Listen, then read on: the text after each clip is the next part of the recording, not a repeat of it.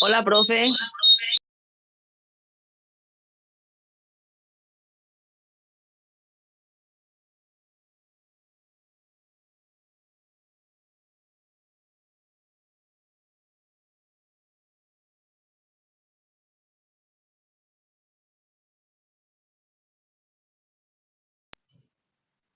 Profe, le aviso que no sale el audio de su clase.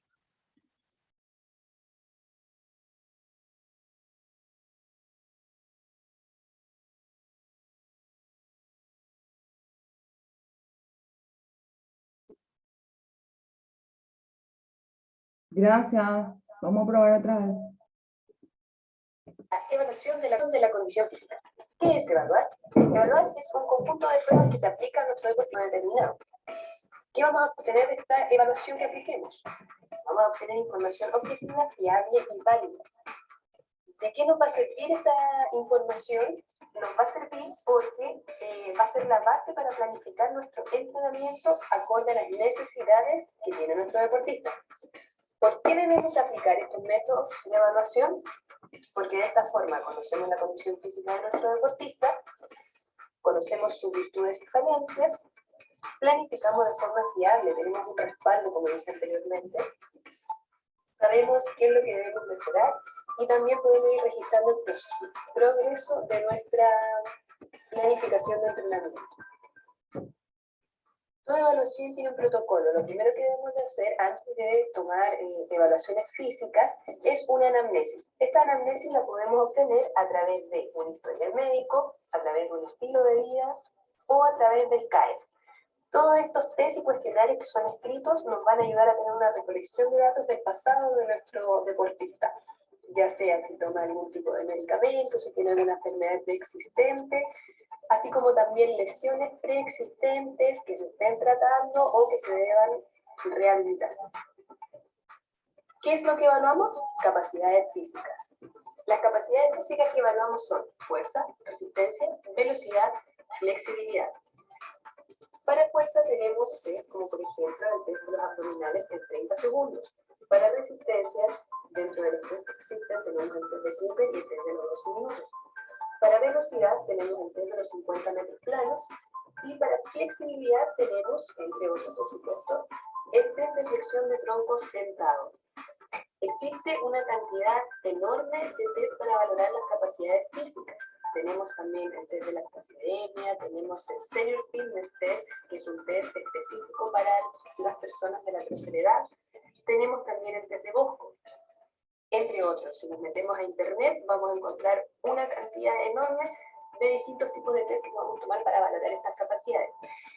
Y lo que es importante para saber qué test aplicar es tener en cuenta qué es lo que va a evaluar cada uno de estos tests para poder aplicar el indicado según los datos y los resultados que yo espero encontrar.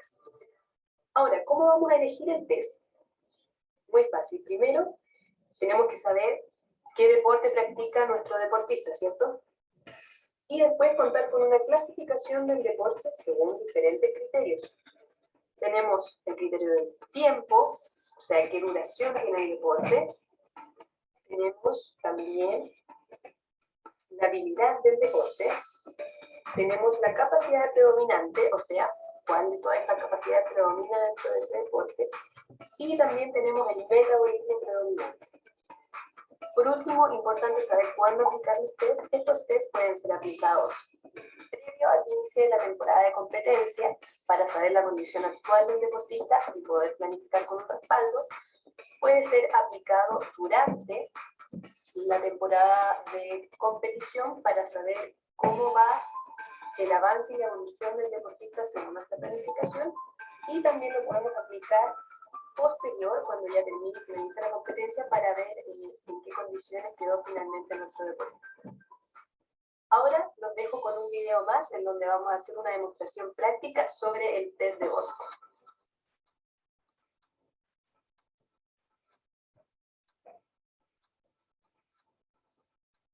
Como dije en el bloque anterior, ahora nos vamos a ir a la parte de la demostración práctica. Estamos acá, vamos a tomar un test. ¿En qué consiste el test de Bosco? El test de Bosco es una batería que mide principalmente la fuerza inferior de la pieza. En esta oportunidad vamos a tomar tres pasajes que incluyen esta batería. El primero que vamos a tomar es el squat down. Este mide la fuerza explosiva del extremo inferior. Luego vamos a tomar el counter movement slam. Este mide fuerza explosiva y también la fuerza elástica que se ocupa. Y por último vamos a tomar el pre-alto, que mide fuerza explosiva, la fuerza elástica y también la coordinación, ya que nos va a bajar el índice de organización de los brazos. Como vemos acá, tenemos esta compra. Hay un computador que tiene un programa que nos va a ir arrojando y evaluando ciertos datos como la velocidad del salto, la altura del salto y la potencia del salto. Eso nos va a arrojar diversos resultados que después vamos a poder analizar para ver cómo están ciertas capacidades de nuestro atleta.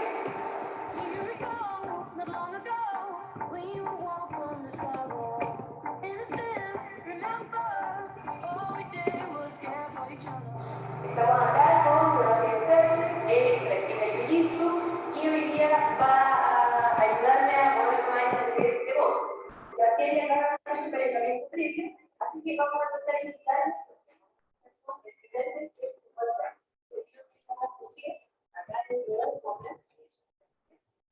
el primer salto por siempre lo siguiente, Sebastián.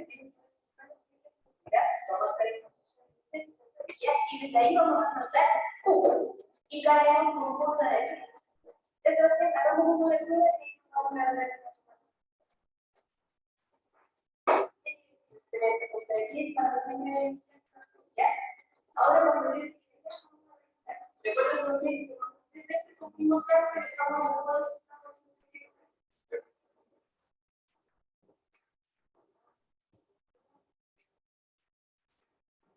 Ya está.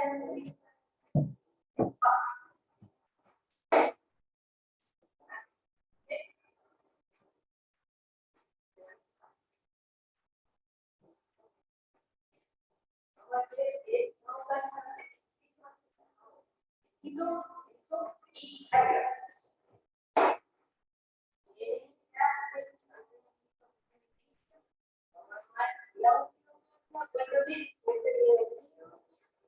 De esa misma posición, ya sin bajar de nuevo. ¿Ya?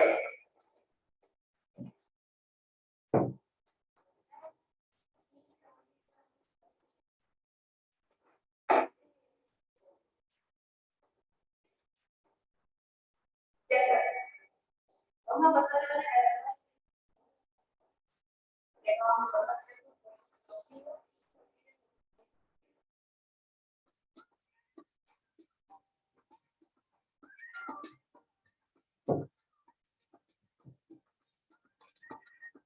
vamos a tomar el segundo salto que vamos a hacer. Posición de estiramiento. Entonces, ya tiene que ser rápido, eso sí, se va abajo y sube. Y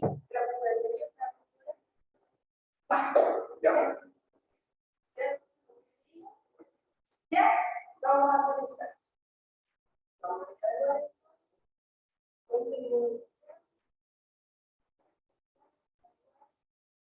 y vamos y aquí es y ese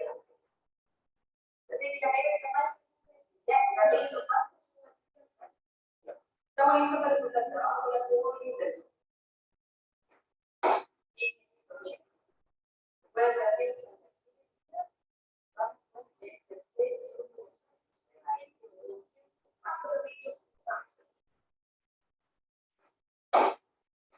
Eso.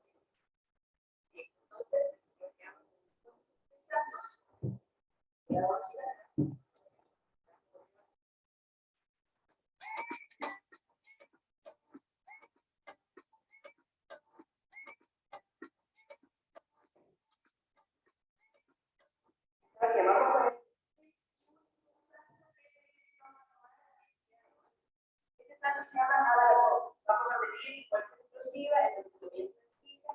de la coordinación que vamos a utilizar para pertenecer. Entonces, estamos preveniendo semisentadillas y rodillas semipecadas a las sepetidas, pero ya se va bajo y hacia arriba. Entonces, como ahora nosotros tenemos un programa, vamos a poner una organización.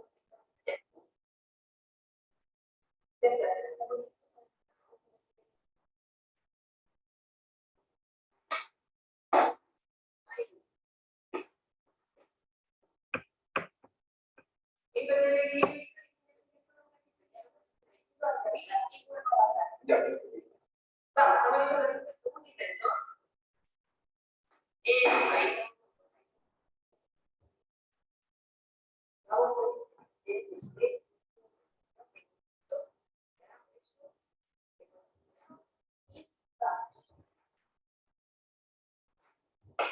Eso es.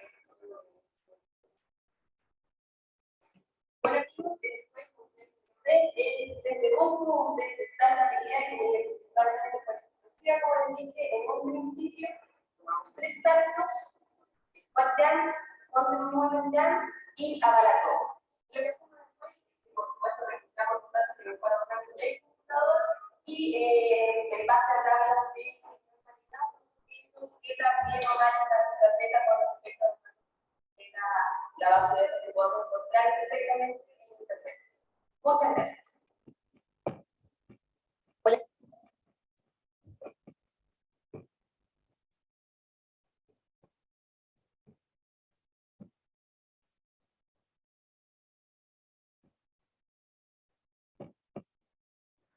Bueno, como para que pudieran observar cómo sería el proceso en el que se efectúa una evaluación. En este caso, seleccionaron la evaluación como evaluación el test de Bosco, que tiene un componente de 3 tipos de saltos, ¿sí? El objetivo principal es medir la saltabilidad, ¿sí? Entre ellos la potencia, y hablaba, por ejemplo, de la fuerza explosiva, la fuerza elástica, que eso creo que es lo que ayer, creo que Inés tal vez pudiera ser,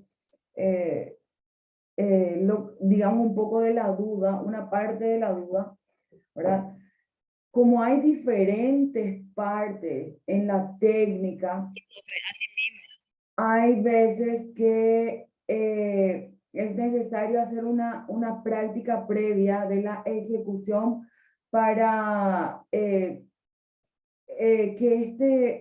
esta evaluación realmente dé el resultado que buscamos, que es lo más cercano a la realidad. En este caso, por ejemplo, dividimos 3 pasos, ¿verdad? Donde primero la persona debe hacer el movimiento de salto, solamente digamos que todo el movimiento sin impulso y toda la fuerza o potencia va apuntado específicamente a un movimiento muy simple que tiene que ver con la flexión y extensión, pero ni es profunda, sino que es lo más, digamos, natural que puede hacer la persona. No tiene que haber movilidad de brazos, de tronco, simplemente flexión, extensión, rodilla y obviamente tobillos. Y ir a la vertical, simplemente lo más natural posible. En la segunda parte podemos observar que ya se buscaba un poquito más de elasticidad, entonces ya permitía que la flexión de las rodillas se pase un poquito y se extienda con más énfasis, ¿sí? Entonces por eso está juntando lo que es, que habíamos mencionado, la fuerza con la flexibilidad, digamos que son dos capacidades que desde mi punto de vista son fundamentales en el trabajo y sirven para muchísimas cosas que luego podemos comentar. Y en el tercer movimiento ya involucraba un poco la extensión y movimiento de los brazos, que obviamente eso va a hacer que la ejecución del salto o la potencia del salto aumente en la resultante. Pudieron ver, en el primer salto era como un despegue del suelo pequeño, en el segundo un poquito más, y en el tercero sí se nota un incremento al utilizar los brazos. Simplemente para ver la evolución que tal vez puede tener el movimiento, porque una cosa es evaluar sin movimiento, sin impulso o impulso cero. Otra cosa es ponerle un poquito en este caso, usar la flexibilidad del movimiento como rango articular y la explosividad del movimiento que tiene que ver con la contracción y relajación, pero con fuerza, que refiere a un poco más a explosividad de los miembros inferiores. Y en el tercer paso ya involucrar una acción global que incluye a los brazos. ¿Alguien quisiera hacer algún comentario acerca de los videos que vimos? ¿O alguna duda? Sí, hay una parte, profesora, donde dice para determinar el movimiento histológico. ¿Está hablando de histología, para darse cuenta de la capacidad de los tejidos fibrilares que tiene o algo por el estilo? Así mismo, a eso refiere. Sí, por eso habla de fuerza elástica. Sí, entonces tenemos que ver, por eso este test va acompañado de un programa y va acompañado de esa manta que vieron en el piso o colchoneta que vieron en el piso. Si uno lo hace fuera de esa colchoneta, no va a dar la resultante. Entonces sí mide eso, pero necesitamos, digamos, de esa tecnología para poder aplicar este test.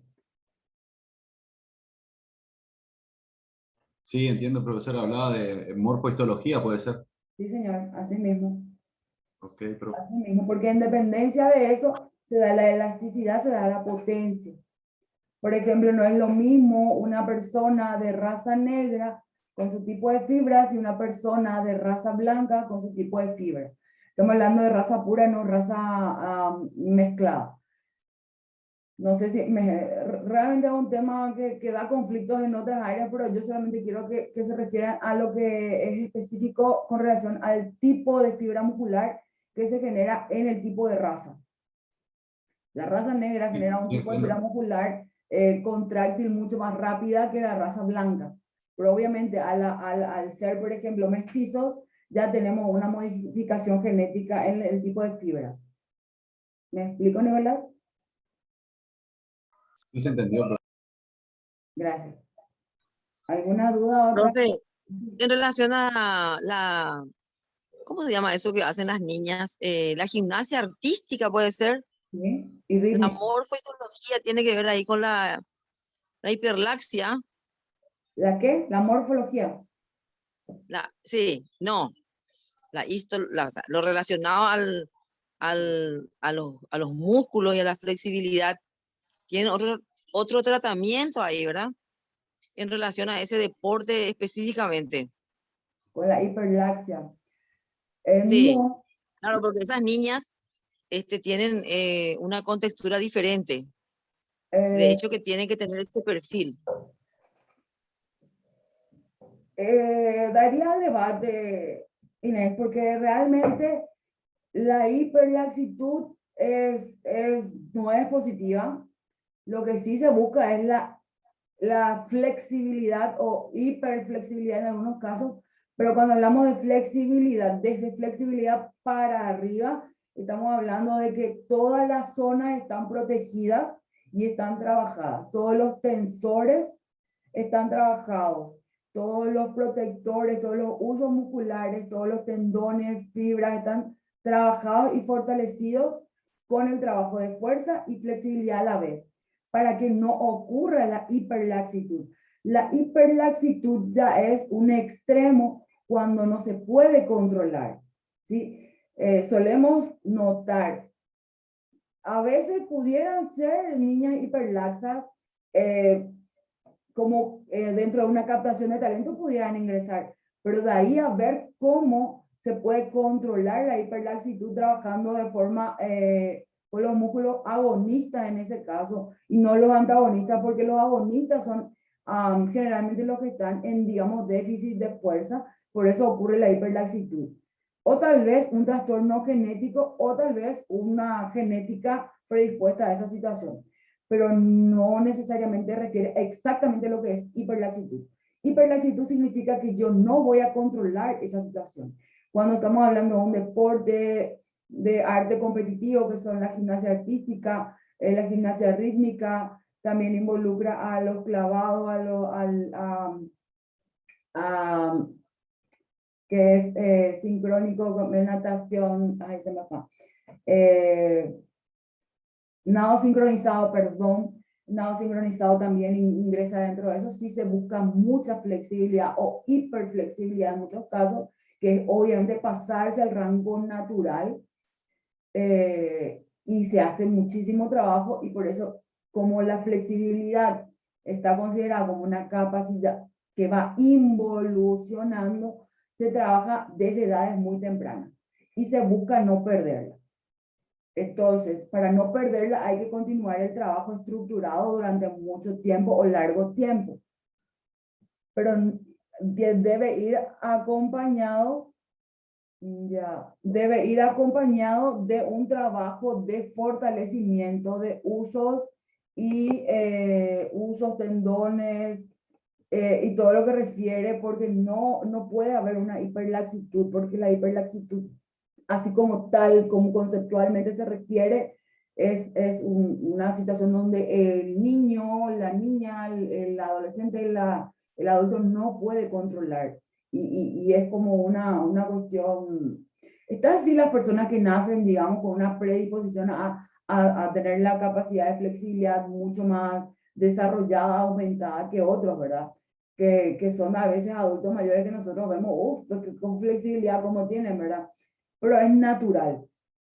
Y está la que uno va consiguiendo con el entrenamiento, que eso va apuntado desde la primera infancia, que es muy difícil, no es imposible, pero es muy difícil conseguirlo a partir de los 14 años en adelante. Conseguir, iniciando el trabajo de flexibilidad en esa etapa.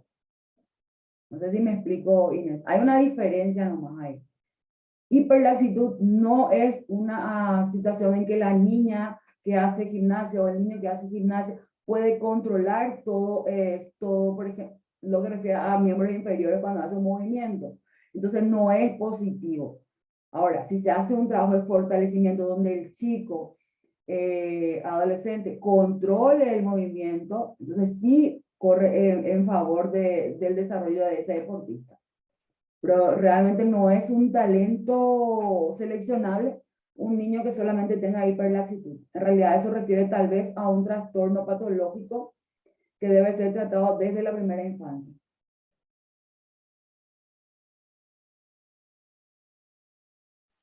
Creo que ya se encontró la cura, profe, el tema del colágeno y entre otras vitaminas y minerales, y la corrección cognitiva en el individuo ya hace que esa condición del ser humano, inclusive eso se arrastra hasta la adultez, no sea una molestia, porque el adulto que tiene esa condición sufre muchísimo también. La verdad que no te puedo referir sobre eso, no estoy en el tema con el colágeno. Sé que obviamente eso influye, sirve, pero en el área de selección de talentos y de rendimiento, eh, sí se hace un trabajo de fortalecimiento y el chico adolescente demuestra que hay dominio y control de las acciones, entonces, bueno, a lo mejor se puede usar en favor.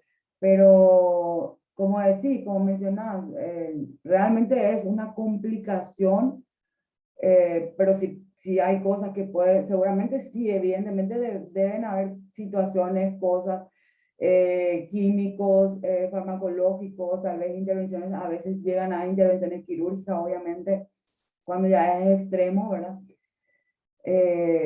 Para poder mejorar la calidad de vida de esas personas, porque definitivamente no la pasan bien, pero como deportistas no siempre no es un hiperlaxo el seleccionado. Es una persona que puede, o es un niño o niña que puede ser genéticamente flexible o que se vea un desempeño en varias áreas y que su flexibilidad se proyecte a una buena posibilidad de desarrollo, no un hiperlaxo. No sé si me hago entender. El hiperlaxo probablemente consiga tener una mejor calidad de vida, pero en el deporte siempre va a tener muchas más complicaciones.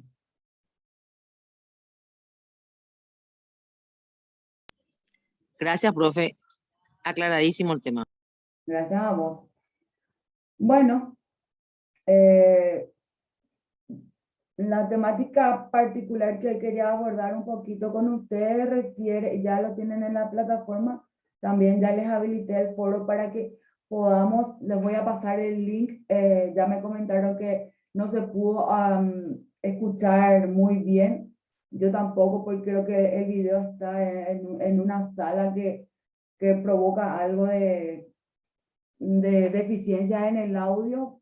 Entonces yo les voy a compartir en el grupo el link para que puedan visualizar, ¿verdad? Y tener la noción, idea, el que no, ¿verdad? De lo que refiere a realizar este tipo de test o uno de los millones que se pueden evaluar o hacer. Entonces, ya apunté que les voy a pasar el link. Bueno. Si no hay otra duda, entonces hablaríamos un poco de la anatomía funcional, ¿verdad? Que esta funcionalidad también se evalúa.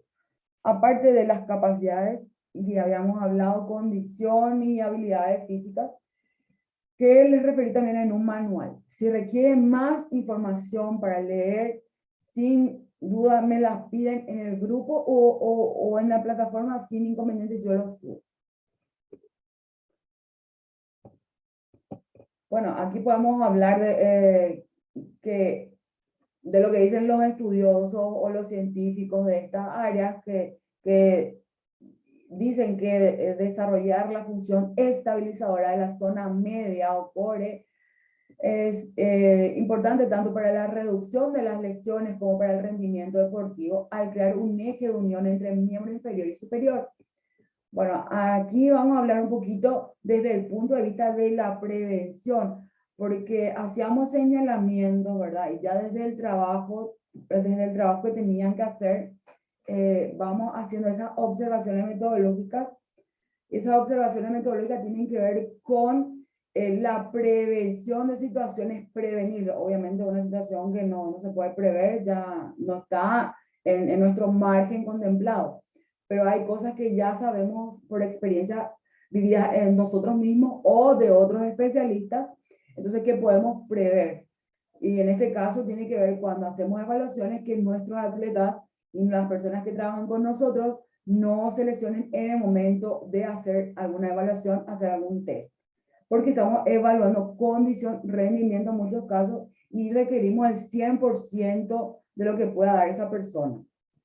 Entonces acá tomo como un ejemplo lo que es la zona media, el fortalecimiento de la zona media como eje central de unión entre los miembros inferiores y los superiores, como eje, así como la columna también pudiera ser. Pero en este caso no va a ser dentro del material, si ustedes quieren yo se los paso, sí hay, ¿verdad? Una evaluación morfológica, morfofuncional de la columna, ¿sí? Y porque lo que pasa es que esto refiere más a un especialista en fisioterapia que a nuestra área, entonces lo dejé un poquito más para leerlo como complementario, no para tratarlo en sí. Bueno, se necesita una combinación de movilidad, estabilidad y fuerza en los hombros, el tronco y las caderas para una transferencia eficaz de la fuerza del hemicuerpo inferior al hemicuerpo superior o viceversa. Por ejemplo, este caso se refiere a una sentadilla, ¿sí? El hemicuerpo inferior al superior, que es digamos, la traslación de la fuerza o la potencia de piernas como una conducción de esta potencia, fuerza, tal vez elástica, tal vez explosiva, de miembros inferiores a superiores o de superiores a inferiores. A eso hace referencia este comentario.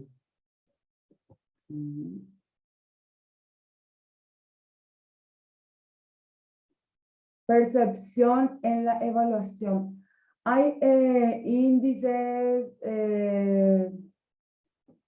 índice de IBP, índice de valoración de la percepción, creo que índice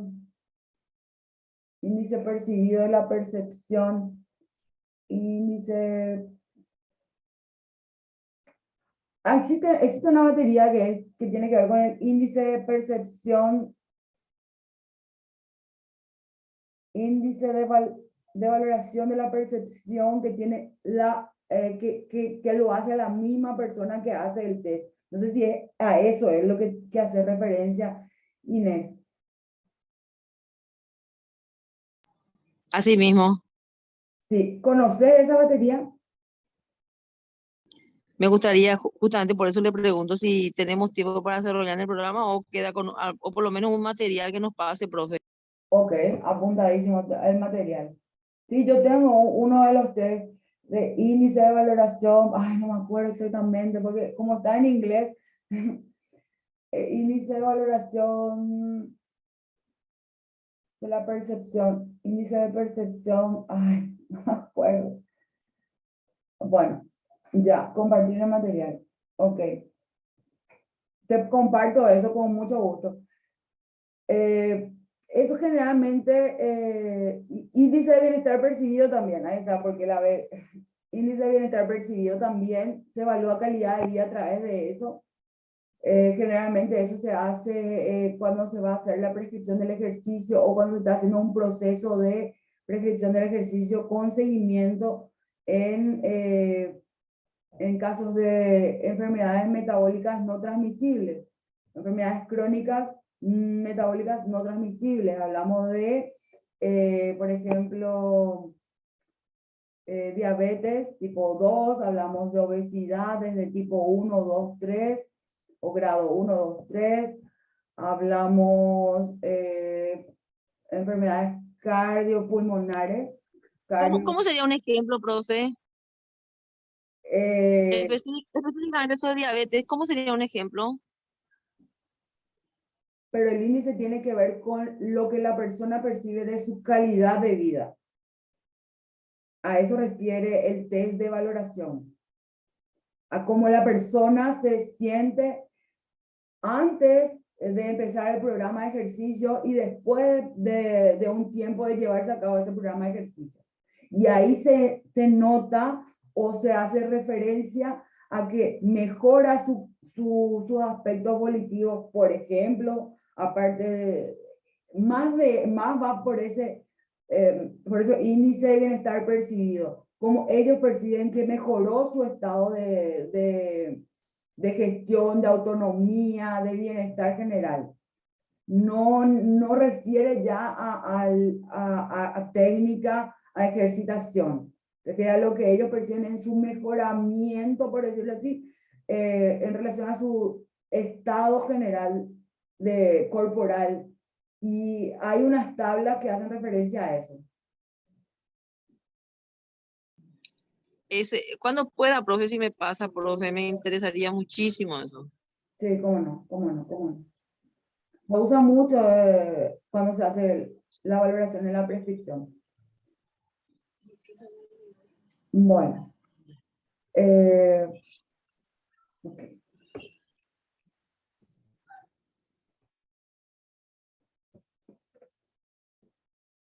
Cuando el atleta vuelve a su deporte tras una lesión, se debe atender. Para empezar, la causa de la lesión. A veces la causa de la lesión la generamos nosotros.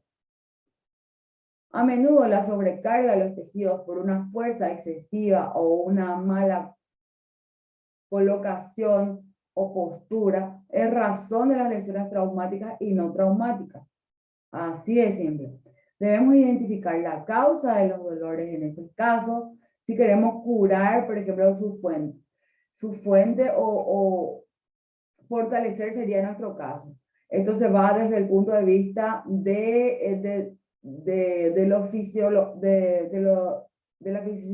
fisioterapia. ¿Sí? Entonces, nosotros lo que hacemos es trasladar ese contenido, ese concepto a nuestra área. Si es curar, nosotros no es que curamos, fortalecemos y con eso logramos mejorar la condición y calidad de vida. ¿Sí?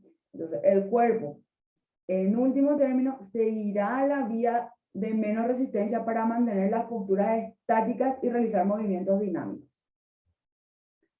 Por eso justamente es que hago hincapié en que necesitamos controlar y corroborar cómo se ejecuta el movimiento técnico cuando se hace una evaluación.